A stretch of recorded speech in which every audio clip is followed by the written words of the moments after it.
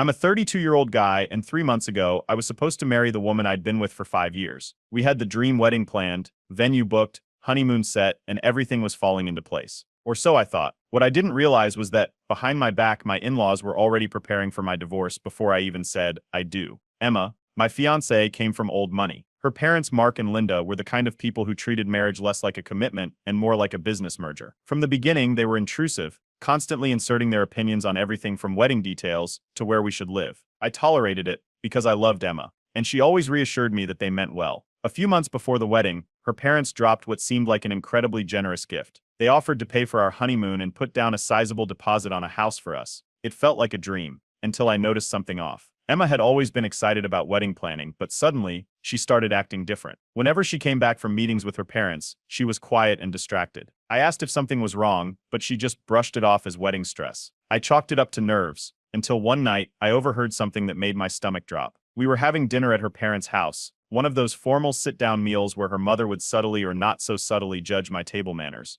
I stepped away to take a call, and on my way back, I caught her father's voice from the next room. Well, if they divorce, at least she'll be taken care of. I stopped in my tracks. Divorce? Before the wedding had even happened. I stood there for a moment, heart pounding, waiting to hear more, but the conversation shifted. When I walked back into the dining room, everything looked normal. Mark was swirling his wine, Linda was cutting her steak, and Emma was chatting like nothing was wrong. That night, I casually brought it up to Emma. She laughed it off, saying her parents were just old-fashioned and always prepared for the worst. But the way she said it, the way her eyes darted to the side, told me there was more she wasn't saying. Looking back, I realized there had been other red flags. Linda had made offhand comments before, things like, "You'll always have us if things don't work out," or, "It's important for a woman to have security." At the time, I figured it was just a rich people way of talking. Now I wasn't so sure. Then, a few days later, the prenup conversation happened. Emma's parents sat me down and suggested that it would be in everyone's best interest if I signed a prenuptial agreement. I wasn't against the idea. I understood that they wanted to protect their daughter. But when I actually read the terms, something felt off. Anything Emma brought into the marriage would stay hers. Any assets she gained after marriage would also stay hers. Meanwhile, anything I earned would be considered shared property. If we divorced, she would keep everything that was hers, and I'd have to split mine. It wasn't just a prenup, it was a trap. I took the document home and showed it to my brother. He read it once and immediately said, "Dude, this isn't a prenup. This is them making sure you get screwed if anything happens." He wasn't wrong. That same night, I received an email from someone using a throwaway account. It was from an old college friend of Emma's sister's ex-husband, someone who had seen firsthand how her parents operated. The subject line was simple: "Be careful. It's happened before." Inside was a single paragraph explaining that Emma's parents had done the same thing to her older sister's ex-husband. They pushed for a rushed engagement,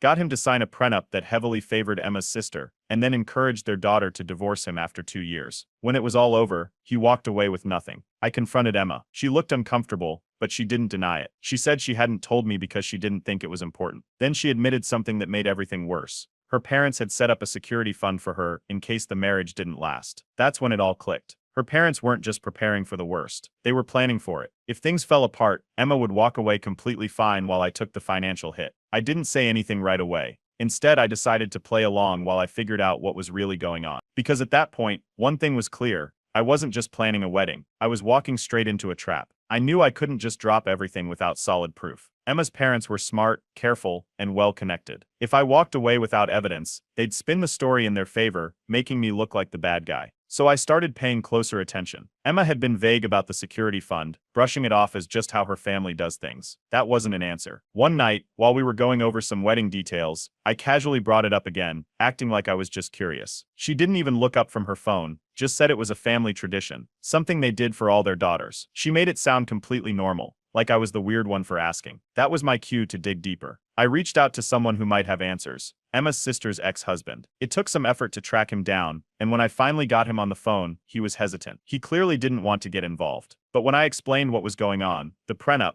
the security fund, the overheard conversation, there was a long pause. Then he sighed and said he hoped I was smarter than he was. According to him, Emma's parents had done the exact same thing before. They'd been overly involved in his and Emma's sister's relationship, always offering financial support, always making sure their daughter had a way out if things went south. He thought they were just protective, until 2 years into the marriage, his wife suddenly changed. One day, Out of nowhere, she told him she wasn't happy. A week later, she had a lawyer, all of her finances squared away, and was ready to file for divorce. Turns out, Mark and Linda had been encouraging her to leave for months. They had made sure she had money set aside, a place to stay, even a plan to claim certain shared assets. The prenup had been airtight. He walked away with nothing, while she kept everything she had before and everything she had gained during the marriage. The whole thing had felt premeditated, like a business deal they had closed the moment she was financially comfortable enough to leave. Then he told me something else. The lawyer handling my prenup, same one they used for his. That confirmed everything. This wasn't about caution. This was a pattern. Suddenly, Emma's parents started pushing harder. They wanted me to sign the prenup as soon as possible, offering to have their lawyer walk me through it. They framed it as a formality, something that just needed to get done so we could focus on the wedding. I refused, saying I wanted more time to review it. That didn't sit well with them. Emma started acting differently too. She was spending more time at her parents' house, being vague about what they talked about, brushing me off when I asked why she was so distant. She kept saying she was just making sure everything was perfect for the wedding, but it felt like something else. A few days later, I had to stop by my bank for something unrelated. While waiting in line, I overheard a conversation between a financial advisor and Linda. She was mentioning something about a safety net for Emma. I pretended not to notice, but my gut told me it wasn't about the wedding. That night, I told my brother about it. He was already suspicious after seeing the prenup, so we did some digging. It didn't take long to find out that Emma had a separate account in her name, one that had been steadily growing thanks to deposits from her parents. The name on the account, Personal Security. I confronted Emma. She looked caught off guard but tried to play it off. She claimed it was just in case, like it was completely normal to have a secret account funded by her parents. When I asked just in case of what, she couldn't answer. That's when I decided to confront Mark and Linda directly. They acted offended at first, pretending they couldn't understand why I was so worked up. They insisted it was all just a precaution, because marriages are unpredictable. They made it seem like I was the unreasonable one, that I was overreacting. When I pointed out the lopsided prenup, the security fund, and what had happened with Emma's sister's ex, their tone changed. They got quieter, more careful with their words.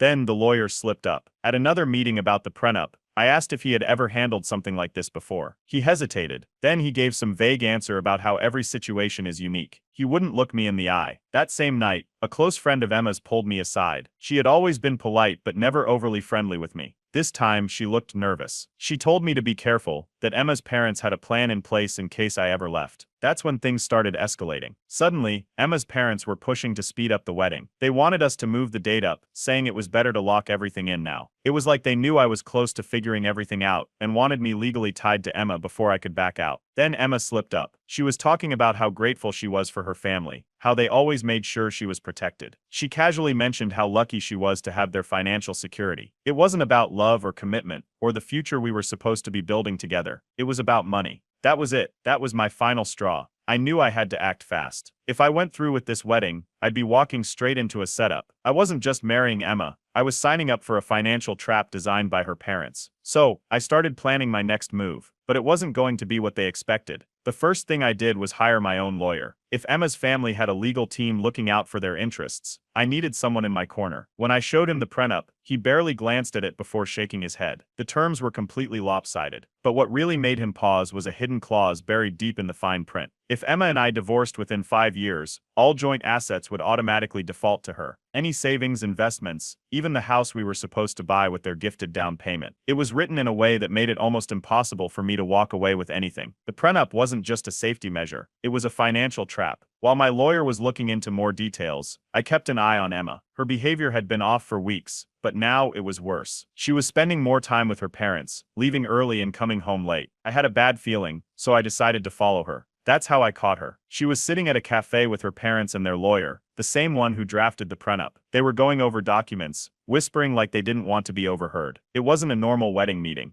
It was business. I walked in, and everything stopped.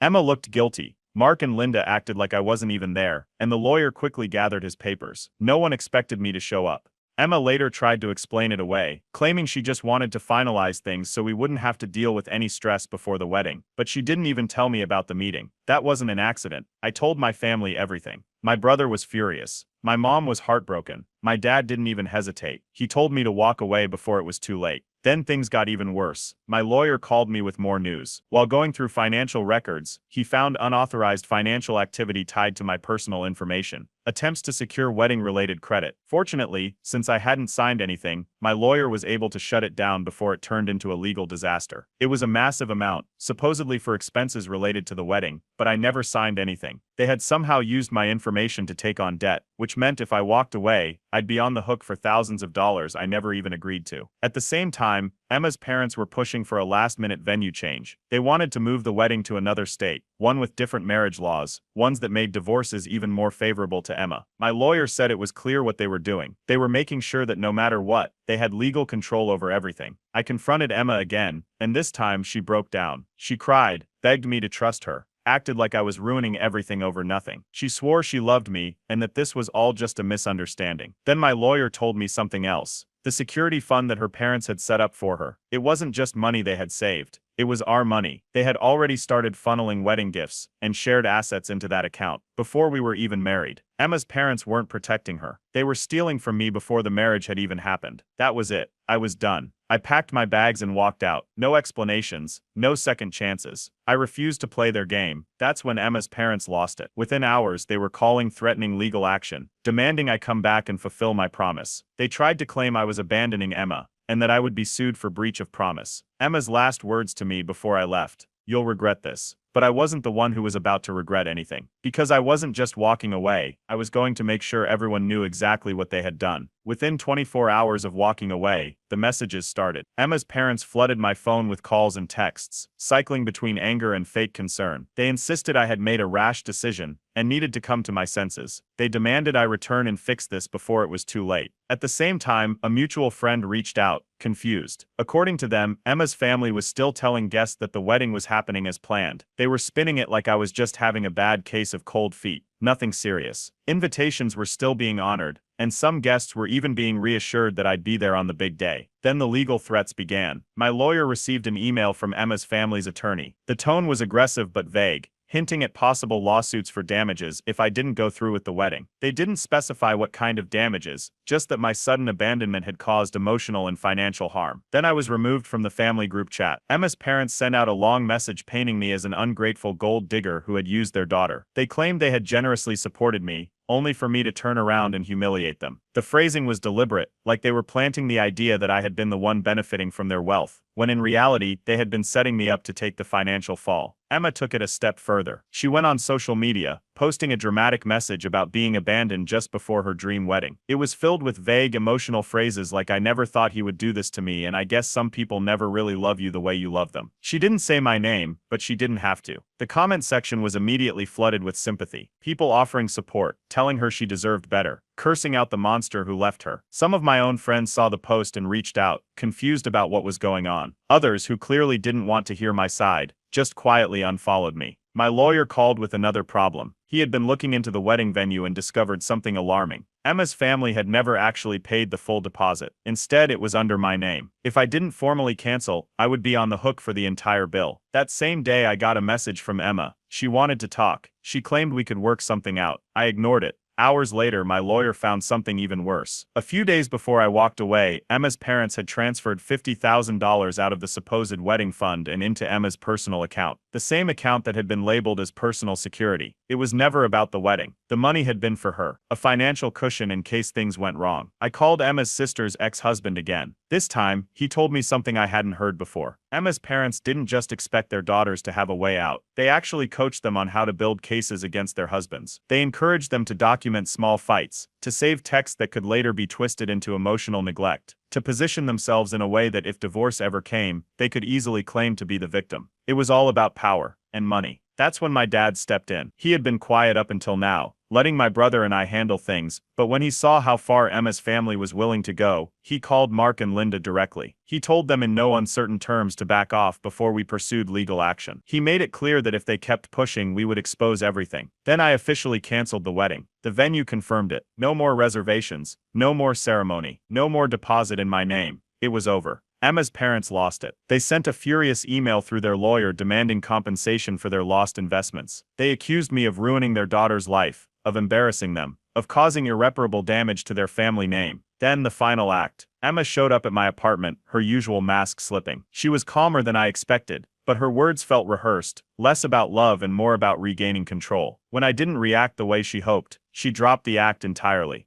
She told me we could fix this, that things had just gotten out of control, that none of this mattered as long as we still had each other. But I didn't say anything, I just looked at her. And that's when she really slipped. The desperation drained from her face. Her expression turned cold, then she simply said, "You'll regret this," and she walked away. The fallout came fast. Emma's parents didn't waste a second before going on the offensive. Within days, rumors started circulating, ones that painted me as the villain, the story they were pushing. I had cheated on Emma. Mutual friends started reaching out, confused and asking questions. A few even seemed sure I had been caught messaging other women. That was the first red flag. Then a close friend sent me screenshots. Emma had fabricated texts. They looked real at first glance. Messages supposedly from me to other women. Vague flirty comments. Plans to meet up. But the timestamps didn't add up. The phrasing was off. Some of the texts were dated during times when I was with Emma in person. It was sloppy, rushed. A last-ditch attempt to make sure I was the bad guy in the breakup. My lawyer had been expecting something like this. He told me to start documenting everything. Conversations, emails, anything that could prove the real story. If Emma and her family pushed this too far, we could take legal action for defamation. Then the wedding guests started demanding answers. The venue had officially confirmed the wedding was canceled, which meant family members, friends, and distant relatives all wanted to know why. At first, Emma's parents tried to control the narrative, keeping things vague and blaming it on private issues. But that didn't last long. One of Emma's bridesmaids, someone who had clearly had enough of the lies, leaked a private conversation. In it, Emma admitted she never really loved me. She said I was a safe choice, a reliable guy she could settle down with, while still keeping her independence. She laughed about how easy it had been to convince me to go along with the wedding, and how her parents had always planned to protect her assets in case things went south. The message spread fast. People started realizing that Emma wasn't some heartbroken bride who had been left at the altar. She was part of the plan all along. That's when she changed tactics. Now she wasn't saying I cheated. Instead, her story shifted. I abandoned her because I couldn't handle commitment. She started posting vague, dramatic captions on social media about men who run when things get hard, and people who are afraid of forever. She wanted to make it seem like she had been all in, and I had simply walked away. But the damage was already done. My lawyer stepped in with something stronger. A recording, a conversation I had recorded between Emma's parents, Mark and Linda, where they openly discussed the backup plan. How they wanted Emma to be financially secure. How if we divorced, at least she would be taken care of. How they couldn't afford for her to end up like her sister's ex-husband. My father had enough. He arranged a final meeting with Mark and Linda. He made it clear, if they didn't back off, we would pursue legal action. The recording, the fabricated messages, the financial manipulation, it was enough to take them to court for fraud and defamation. That's when everything changed. Emma's family panicked. For the first time, they stopped reaching out. No more threats, no more fake concern. Silence. It was clear they were scrambling, trying to figure out their next move. Then, I got an unexpected message from Emma's uncle. He had always been distant, never really involved in the family drama, but now he was reaching out. He told me everyone in the family knew what Emma's parents had planned. He had always disapproved but had kept his mouth shut to avoid conflict. Now, he wanted me to know I had been right all along. Emma's parents tried to save face. They suddenly changed their tone, telling mutual friends it had all been a misunderstanding, that they only wanted to protect their daughter, and that things had been blown out of proportion. Just 1 month later, Emma posted a vague picture of a new guy, hinting at a fresh start. No engagement announcement, just a calculated way to shift public perception. The caption, "Moving forward." The internet tore her apart. The leaked bridesmaid conversation resurfaced. People started putting the pieces together, realizing she had gone from heartbroken to engaged in record time. Comment sections were brutal. "So you got over your dream wedding in a month? Did your parents pick this guy too? Your last fiance dodged a bullet." Her new narrative was falling apart. Then, her final attempt. She sent me an email. A long-winded message about how she still cared, how we should talk one last time, how maybe we could fix things someday. I never responded. I was done. The fallout from Emma's engagement stunt didn't take long to kick in. Mutual friends started whispering that her new relationship wasn't going as smoothly as she wanted everyone to believe. The guy, who had gone from mystery man to fiancé in less than a month, was already pulling away. Apparently, he wasn't as eager to sign his life away in a contract either. Emma's parents weren't doing much better. Their social standing took a massive hit. Word had spread quickly about what they had tried to pull with me, and suddenly, they weren't the respected elite couple anymore. They were the family that tried to scam their son-in-law. People started distancing themselves. Business acquaintances stopped inviting them to events. Old friends suddenly had other plans when they tried to schedule get-togethers. No one wanted to be associated with a family that had been publicly exposed for manipulation. Then Emma's sister's ex-husband made his move. He went on Reddit. In a now viral post, he detailed his experience with Emma's parents, the forced prenup, the staged financial security, the way they had guided his ex-wife into divorce once she had enough of a financial cushion. He didn't name names, but anyone familiar with the story immediately connected the dots. That's when Emma snapped. She went on another social media rant. This time, she wasn't playing the victim. She was angry. Her post was full of bitter remarks about people being ungrateful and men being too weak to handle strong women. She talked about how she didn't need anyone, and that some people just can't handle commitment. It backfired spectacularly. People started calling her out. Someone commented, "Didn't you just get engaged to another guy like 3 weeks ago?" Commitment wasn't the issue. Greed was. Others pointed out that both of her relationships had ended in the same way, right before marriage, right after financial deals had been set in motion. And then came the real blow. A few key business partners distanced themselves from her father, quietly pulling deals that had been in negotiation. It wasn't an overnight collapse, but the damage was undeniable. Their influence was weakening. Word had spread fast, and no one wanted to risk dealing with a man who had been exposed for using legal loopholes to manipulate marriages. Contracts were pulled. Deals fell apart. What once looked like an untouchable empire started crumbling. And then came the irony. The lawyer, the same one who had drafted my prenup,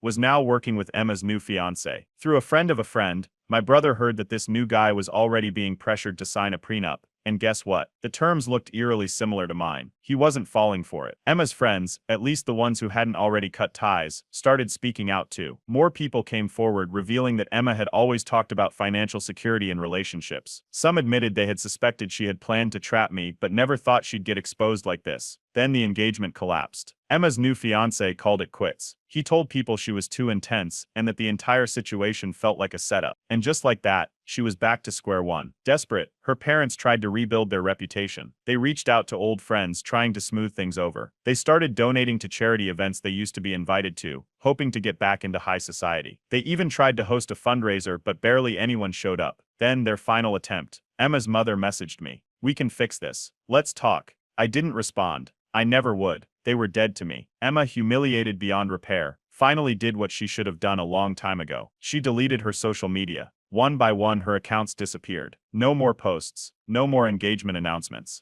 No more carefully crafted narratives about how she was the victim. Her parents weren't far behind. Rumors started circulating that they were struggling financially after losing key business connections. What once seemed like an untouchable dynasty was now falling apart at the seams. And me. I moved on. I started dating again. For the first time in years, I felt free. No contracts. No legal battles over finances. No in-laws treating me like an investment. I dodged a bullet, and I was finally living my life on my terms. After their last desperate attempt to contact me, Emma's parents went completely silent. No more emails, no more lawyer threats, no more messages trying to fix things. It was like they had vanished from my life overnight. My lawyer confirmed what I had suspected. Mark and Linda had bluffed about legal action. There was never going to be a lawsuit. They knew they had no case, and pushing forward would only expose them further. With them out of the picture, I assumed Emma had finally let it go too. But I was wrong. After weeks of radio silence, she suddenly reappeared online. Her social media accounts, which had been wiped clean after the engagement disaster, were suddenly active again. But instead of dramatic posts about heartbreak, she had a new angle: healing from betrayal. She posted about self-growth and finding peace after being abandoned. She wrote long captions about rebuilding yourself after someone you love walks away. She had completely flipped the narrative. She wasn't the manipulative fiancé who got exposed for trying to trap a man into a financial deal. Now she was the strong woman who had been left at the altar and was rising from the ashes. She even started giving advice. Her posts were full of motivational quotes, relationship wisdom, and lessons on knowing your worth. She was trying to rebrand herself as some kind of self-help influencer, all while pretending none of the real story had ever happened.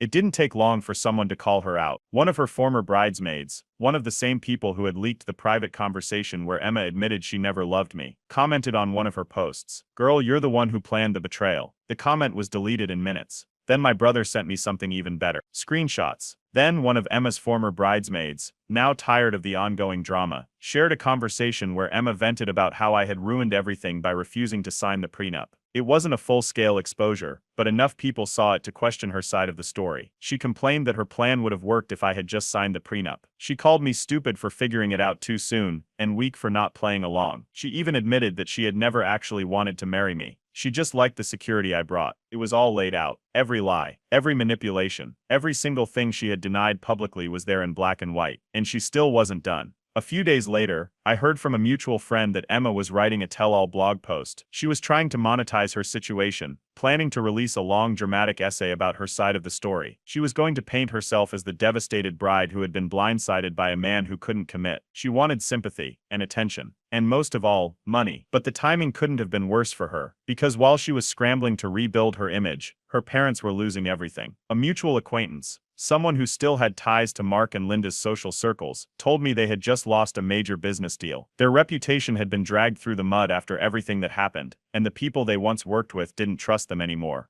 Then the final blow. Emma's financial troubles started to show. For years, her parents had made sure she never had to struggle, but most of their wealth was tied up in assets she couldn't easily cash out. Now, with their money drying up and their reputation in shambles, Emma's safety net was gone. And then, just like clockwork, her new boyfriend left. The same guy she had flaunted just weeks after I walked away. He dumped her. Through a friend, I found out that he figured it out. He realized she wasn't interested in him. She was interested in stability. The moment he started pulling back, she panicked. When he refused to get serious as fast as she wanted, she spiraled. The engagement never even happened. Meanwhile, I had moved on. After months of healing, I started dating again. This time with someone who actually cared about me. Not my financial status, not what I could provide, but me. Then Emma made one last attempt. A long dramatic message out of nowhere. She talked about how she missed what we had, how she hated how things ended, how she wanted to talk one last time. I sent her one line: "I hope you find what you're looking for." Then I blocked her. That's when she snapped. She started sending emails, long, rambling ones, some furious, calling me cold and heartless, others desperate, saying she still cared and wanted to fix things. I didn't read a single one. For the first time in years, I was finally free. No manipulation, no contracts, no in-laws treating me like a business investment. I had dodged the biggest mistake of my life, and I never looked back. A year had passed since I walked away from Emma and her family, and for the first time in a long time, I barely thought about them. They had gone from being a constant weight in my life to nothing more than a cautionary tale. The last I had heard, Emma's parents were struggling. A former friend of theirs, someone who had once been part of their elite social circle, mentioned that Mark and Linda had lost most of their business connections. People who used to respect them now wanted nothing to do with them. Without their carefully crafted reputation, they had nothing left to fall back on. Meanwhile, Emma had doubled down on her influencer career. She was still pushing her self-growth and healing from betrayal narrative, posting dramatic captions about how she had risen above the pain and found her true self after being abandoned. But it wasn't working. Her engagement numbers were terrible. The few comments she did get were mostly people either mocking her or former friends calling her out. Every time she tried to paint herself as the victim, someone would remind her of the truth. The final nail in the coffin came when more former friends exposed her.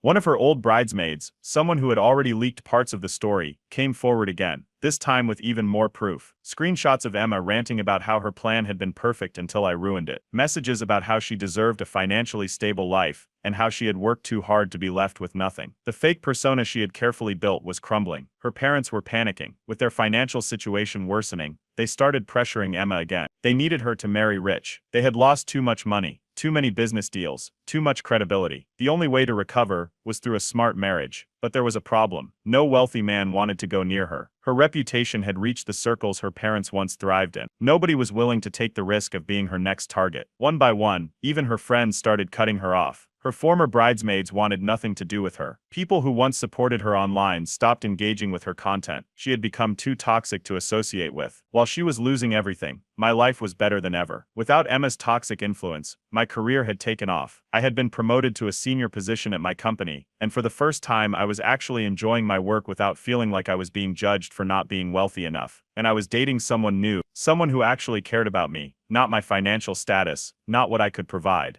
but me. That's when Emma made her next desperate move. She tried to contact my girlfriend. Out of nowhere, she sent her a message, claiming that she deserved to know the truth about me. It was pathetic. My girlfriend didn't even hesitate. She immediately shut Emma down. She told her to stay in the past where she belongs. Emma must have realized then that she had no power over me anymore. Her last move? She wrote one final dramatic essay about growing from heartbreak. She talked about learning from pain, becoming stronger, and forgiving the people who hurt you. She made herself sound like the ultimate survivor of a failed engagement, completely rewriting history. Nobody bought it. At this point, everyone knew the truth. And then her parents hit rock bottom. Mark and Linda were forced to sell their home. They had lost too much. They couldn't maintain the lifestyle they had always flaunted. Their fall from grace was complete. Meanwhile, my family had never been closer. My brother, who had supported me through the entire ordeal, was still one of the most important people in my life. My parents had been right about Emma's family from the beginning. everything. And now, I actually listened when they had concerns. Then came the ultimate irony. Emma's sister, the one who had gone through the same scheme years before, reached out. For the first time, she apologized. She admitted she should have warned me sooner. She had known what her parents were doing. But by the time she realized how messed up it was, it had been too late. I didn't need the apology. I had already moved on. Because in the end, I had everything they had tried to take from me. A real family. A real relationship.